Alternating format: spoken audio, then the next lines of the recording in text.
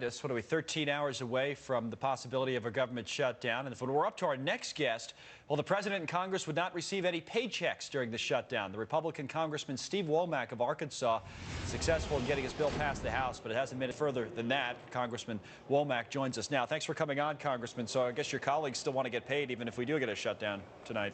My pleasure to be here. Thank you so much. Well, I don't think we should be surprised that there's not been any action on this by the Senate on the bill that passed last Friday, but boy, what a shame. What a shame. What do you think is, or what do you, the better way to ask it, what do you know in terms of what's going on behind the scenes? We just heard from the House Speaker, John Boehner, didn't get very much information. The Majority Leader in the Senate, Harry Reid's going to speak any minute now. Is the shutdown still likely? Are we getting any way closer to averting it? What can you tell us?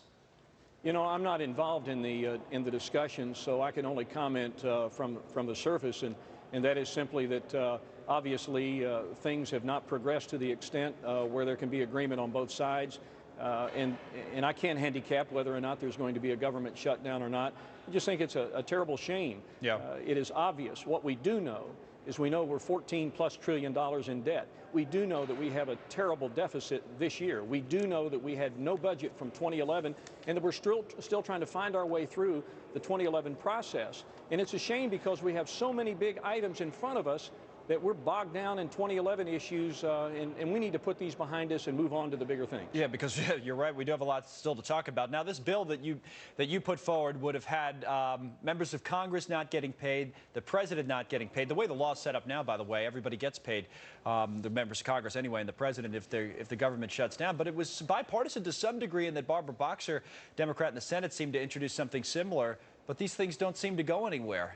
No traction when you're talking about members of Congress voting on their own money.